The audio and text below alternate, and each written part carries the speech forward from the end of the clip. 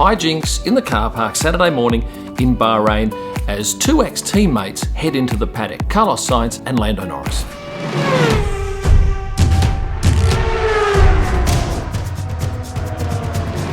I posted this image of Carlos and Lando having some fun in the car park as they headed into the track on Saturday morning on Instagram, and boy did it go well. Some 23,000 likes, and for my page with, what have we got, 142,000 followers, that's a pretty good response. So it tells me that you're interested in these two. I knew that anyway. Yes, they were great teammates last year, and when you look at it, when you're in the same team, often they're your closest enemy, but the two had a great relationship and it's clearly carried over this year. So let me fill you in on what happened and where it happened. This is the main entrance to the Bahrain paddock. There are three entrances and I'll go through that in a second. Most of the drivers come here, probably 15 or so of them. Unfortunately, the backdrop is not that flash. You've got crap everywhere. The other two entrances are at either end of the paddock, and up one end of the paddock, the farthest end from us, you'll probably get 4 drivers come in, and at the other end, Lewis. But Lewis is a little bit tricky because if he sees any photographers at the main gate, he'll automatically go to the second gate. And then Angela will come back and park the car, and then she'll go in through the normal swipe gates. And unfortunately, the only shots we get, because we're locked out of the paddock, is a shot that's pretty ugly, as you can see here. And almost certainly he'll have his phone up to his face, so we don't get a shot anyway. Most of those 15 or so drivers that come in park in the car park. There are a couple, like Lance Stroll, who has his trainer drop him off right at the swipe gate, so he has a mere 5 or so metres to walk, and unfortunately doesn't give us that many opportunities to shoot him. And the same with Checo Perez. He'll have his brand manager Lewis drop him off right at the gates, and as you can see here, he and his trainer Xavi have practiced synchronised door opening and have nailed it in this shot. In fact, on Sunday morning when Lance was being dropped off, his trainer, who was driving the car at me, and I'd move a little bit away while I'm half paying attention, and he'd move further towards me, and I'm thinking, what's he doing? Then I realised it's Martin Poole, who is Nico Hulkenberg's ex-trainer. Martin is a gentleman of the sport and was just having a bit of fun with me, although we did put the frighteners on Lance, who was in the passenger seat.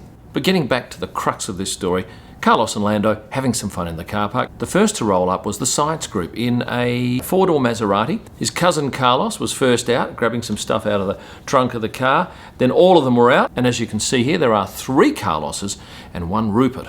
Rupert Mannering being the trainer of Carlos Sainz. Shortly after, Lando Norris and his crew roll up in a Nissan Patrol. That was a cue for Carlos to head over and see his mate Lando. Immediately he goes for Lando's cap or head, and that's Lando's cue to move away. Joyfully, a bit of fun and games. I didn't hear what was said. We were quite a way away, maybe 20 metres away, but there was 15 or 20 photographers shooting the incident. Now this is something we don't see that often. You see it a little bit with Daniel Ricciardo and a couple of the other drivers, but really it's not the sort of thing that you get to see, and that's why it stood out to me. There was just some good, honest, having some fun from guys who are doing an amazing thing in their lives, and they should be enjoying themselves. And just after that, you have all of the entourage catching up with each other, including Mark Berryman in the black jacket, who is Lando's manager. You have John Malvin in the white shirt, that's Lando's trainer. Rupert Mannering, who is Carlos's trainer, and Carlos Honoro, who is Carlos Sainz's manager, along with Carlos Sainz Sr. Yes, there was plenty of fist bumping and smiling, and then the group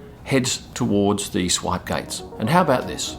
How would you like 2 nights at the fantastic Bahrain downtown Rotana? It's a great hotel. I'm here for some 25 nights, so it needs to be good, and I can vouch for it. It's impeccable. I'm giving 2 nights away to somebody who can actually use them. So I'm probably going to pick somebody who's in Bahrain or from the Gulf, and he wants to spend a couple of nights here free of charge in the next 6 months. All you have to do is type your reason that you want to come and stay at the downtown Rotana in the comments below, and I'll pick a winner later this week. It could be you.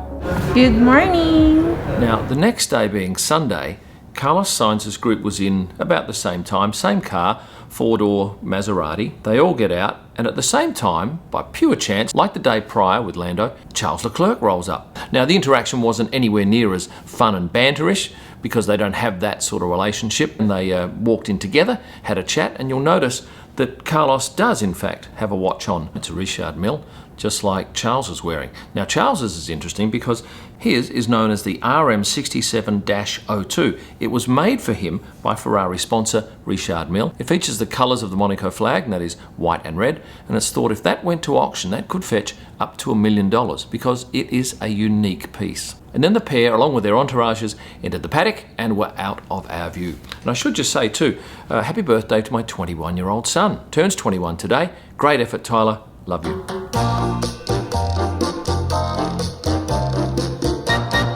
Wherever possible, book refundable hotel rooms, because at the last minute you can always ring up, find out what the rate is. If the rate's dropped, you can ask the hotel to drop their rate. If they say no, you cancel that booking, you book online at the lower rate.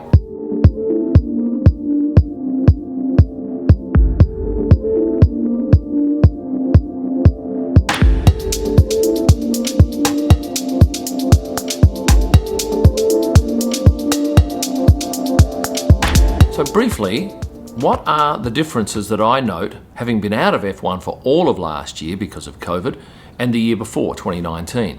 Well, straight up, the media centre. Normally, you would fit probably 196 media in this magnificent media centre here, which is right next to that entrance to the paddock that I shoot at normally. So it's a very short walk out there. Well, last year I was told, when they had those 2 races here at the end of the season, they had 48 desks in there.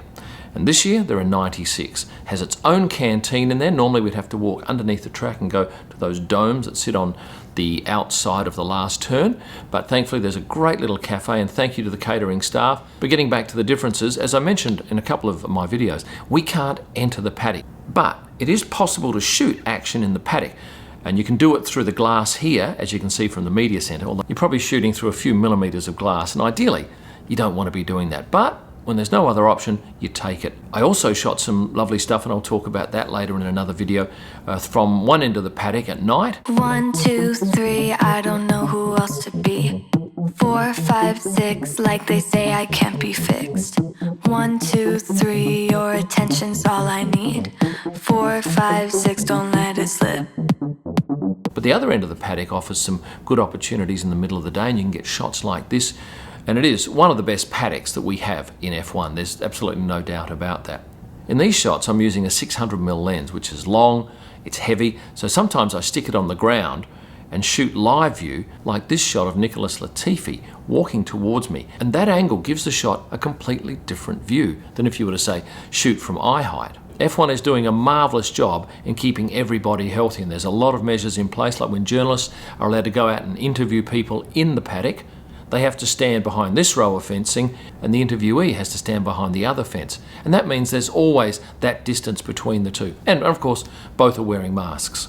There are testing facilities at the track, and people are required to test every 3 or 5 days. And it's a simple matter of just going down to that testing facility, giving them your little card, sitting there, having the test done, and then you receive the result on your phone on the Be Aware app that the Bahrain government has introduced.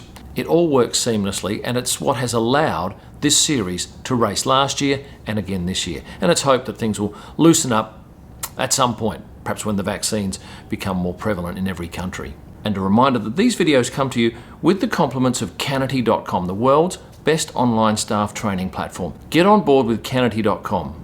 Now, with that said, I'll get you to comment below if you're a Bahraini and you'd like a couple of nights at the downtown Rotana. Tell us why. If you're looking for amazing F1 images for personal use, i.e. you want to get them printed for your office, or you require them for editorial purposes, head to ProStarPics.com. My F1 drivers books, every book has new pictures taken from Bahrain testing. So you're getting the new outfits, the new car liveries, and you're getting those books sent to you almost any country in the world. You order them online at kimillman.com. Hardcover, softcover, beautiful quality images printed especially for you. And you'll find my best pictures and stories uploaded live from the track and all through the week on Instagram at Kim Illman. Thanks for watching, and stay passionate.